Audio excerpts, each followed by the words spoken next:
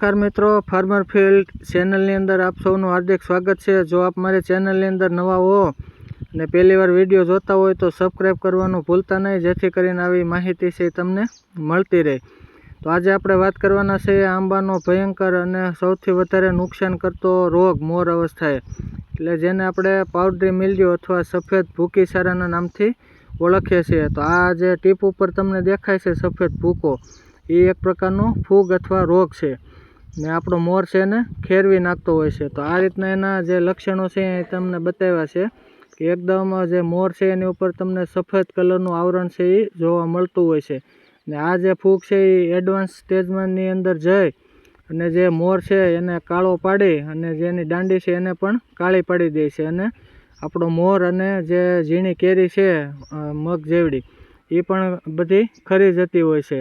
તો આ રોગના નિયંત્રણની આપણે વાત કરીએ તો જે પ્રાકૃતિક ખેતી કરતા ખેડૂતો છે એની માટે એમ્પેલોમાઇસિસ કરીને જે જૈવિક ફૂગનાશક આવે છે, તો એ પોતે એક ફૂગ જ છે।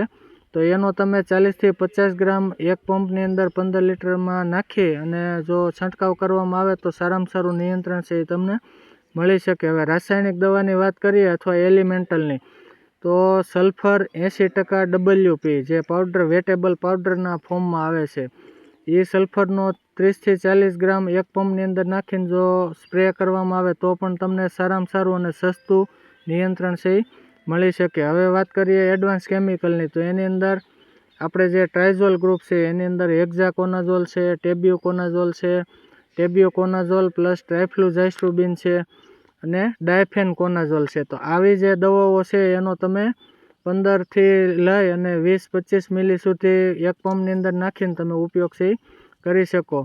હવે મિત્રો વાત રહી આંબાને પાણી આપવાની, તો આ જે સ્ટેજ તમને દેખાય છે આવડી કેરી થાય મગથી લઈને વટાણા જેવડી, ત્યારે આપણે આંબાની અંદર પીએચ છે એ આપવું જોઈએ ને ખાસ કરીને વધારે પાણી નથી આપવાનું, પણ આ રીતે નાના ખામણા કરી અને એની અંદર તમારે એને હળવું પિયત આપવાનું છે, જેથી કરીને આપણો મોર છે એ ખરે નહીં। તો મિત્રો માહિતી સારી લાગે તો શેર કરવાનું અને ચેનલને સબસ્ક્રાઈબ કરવાનું ભૂલતા નહીં।